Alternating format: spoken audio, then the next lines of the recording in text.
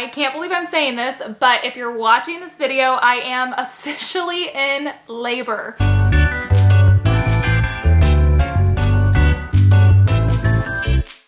I seriously have so many questions for myself. Did my water break? Did contractions start? Am I making it to my due date? Did baby boy decide to come early? What is going on? Caitlyn, how are you doing? Like, I just want to know what's going on. I'm obviously pre-recording this video. So right now I'm currently at 37.5 weeks pregnant, and my daughter came at 38 plus 1, so 38 weeks pregnant plus 1 day. So I wanted to make sure I got this video filmed earlier rather than later, just in case baby boy decides to make his appearance early as well. He currently has the hiccups right now, by the way. So, and it's like right on my belly button. So every time he hiccups, my belly button's pressing in and out, and it's such an odd feeling. Anyways, if you do not know who I am, my name is Caitlyn, and I share a lot of day in the lifestyle vlogs on my YouTube channel. I've been documenting my entire pregnancy, and actually way before, because we are currently giving birth to our miracle IVF baby. We experienced infertility. My husband and I have been through a lot. We had our first daughter naturally, conceived her naturally, and it was kind of a surprise when we conceived her. It was planned, but it wasn't. So we actually got pregnant in, I think, January of 2016, and that was a surprise. I got pregnant on birth control. We were living in an apartment. We weren't married. It was quite the shock.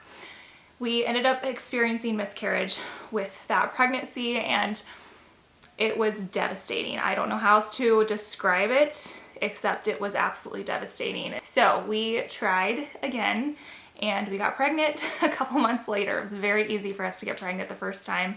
So grateful. And our daughter Scarlett is now almost 6 years old, and she is so excited to be a big sister. Anyways, after you have a baby, life changes, things change, and my husband and I grew apart, and there was just like a lot of we just distanced ourselves from each other, and we eventually separated, and we eventually divorced and lived apart, co-parented, all of that. But believe it or not, we reconnected and actually started dating again and got remarried. So that's kind of a short version of our story. After we had got remarried, we decided we wanted to have one more baby. That was always something that I really wanted, and he was ready. So we started trying to conceive baby number 2. And we tried, and we tried, we tried, and we tried, and we could not get pregnant. So I felt like something was wrong, and I ended up going to my OB. She ran tests, found out I had like some low levels and stuff like that. Eventually, long story short, we tried fertility medication, we tried IUIs, and we eventually had to resort to IVF to get pregnant, which was successful for us on the first time, which I'm super, super, super grateful for, because I know women have to go through multiple rounds occasionally of IVF just to get pregnant, and IVF's never a given. You never actually know if it's going to work or not, but it did for us, and I can't believe that in this moment we're giving birth to our miracle IVF baby. Like, I cannot wait to hold him and snuggle him and see him. And when you go through something like IVF, it's such an, like, it's hard, don't get me wrong, but it's such an incredible journey when you look at it from perspective.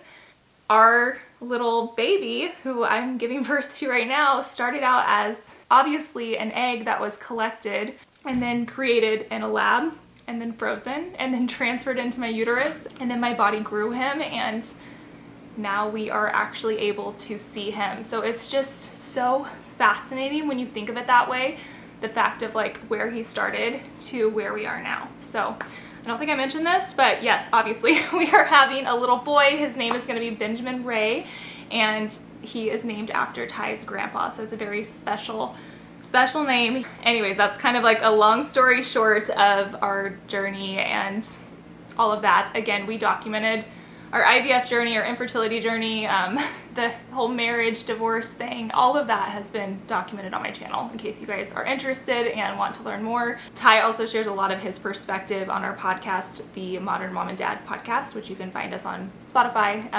Apple Podcast, any major podcasting platform, which we do hope to return here after the baby comes. But yeah, that's long story short. I wanted to also share just like a quick version of how my labor went with Scarlett, my daughter, and I'm so curious to compare the two, and you know, did they happen the same? Did they happen differently? Like, what's going on? I'm so curious for future Caitlyn right now. With my daughter, she was always measuring big, first of all. I don't know if that is super accurate, but she was always measuring on the bigger side, according to ultrasounds and all of that. So I was prepared to have a very big baby. They kept telling me that first-time moms always go usually over their due date. So I was really expecting to go over my due date, which she was due December 20th, and she came on December 7th. So she obviously came early. She came at 38 weeks and 1 day. So needless to say, I was totally caught off guard when my water broke. And that's exactly what happened. So it was, I think it was 4:30 in the morning, and I got up to go to the bathroom, and I got back in bed, and I felt like this major pop. Like, I know a lot of women don't feel that. Some people just feel like a trickle or something. I felt the legit pop.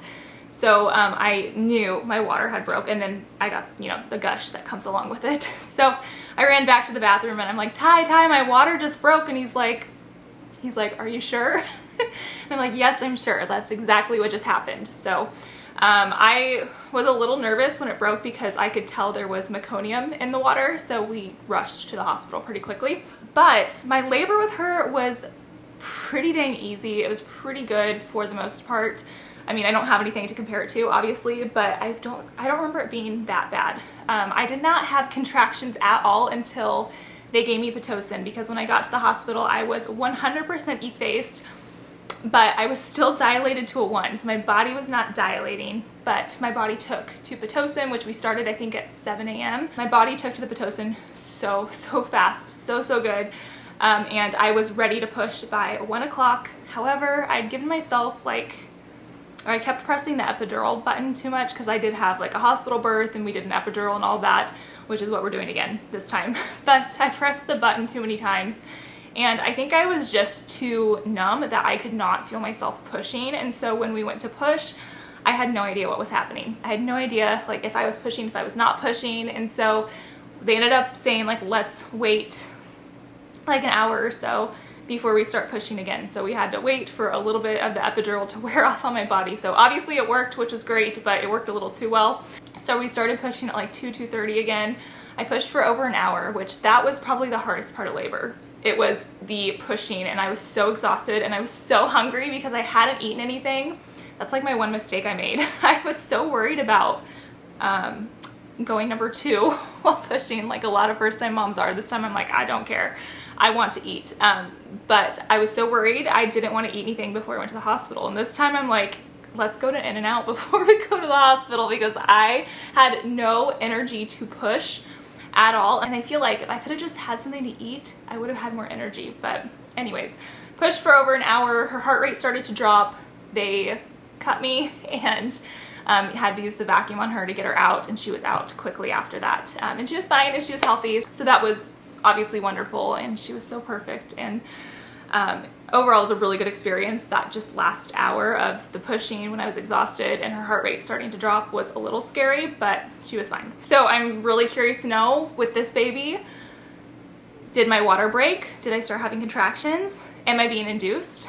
I have no idea. So I will definitely be sharing my birth story with you guys. I am very excited to sit down and talk about everything that happened. If you guys want to follow along more up to date with what's going on, because I'm not sure when a next video will be posted on my channel, I'm definitely going to give myself some grace, but I know I'm going to be super excited to get back and share our new life with you guys. But if you want to stay up to date, I would recommend following me over on Instagram. I'm sure I'll be posting more in the moment stories and updates and all of that. I'd also recommend making sure your bell notification is checked, so when I do post a new video, you are notified that a new video went live. I'm going to have to figure out a new schedule with the baby here, but I'm going to have to take things day by day, figure out how to be a mom of a newborn again, because it's been almost 6 years since I've had a newborn baby. So even though I am a second-time mom, I definitely feel like I'm gonna feel like a first-time mom at times as well, and trying to balance work and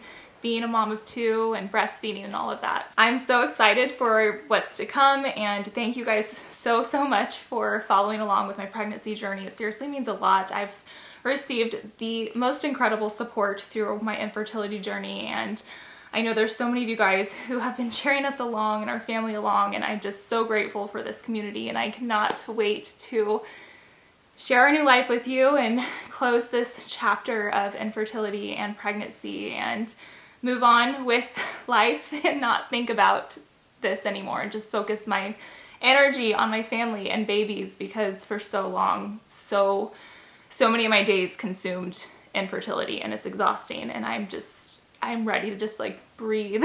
I know I'm gonna feel a sense of relief once he's here. So very, very excited. I think I've said that like a million times.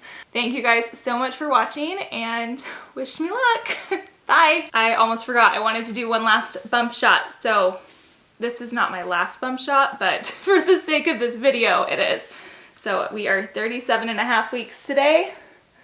Who knows when baby boy is gonna come, but he's definitely larger, because I feel his movements are so different. Can feel like he has less room in there, and yeah, here we are.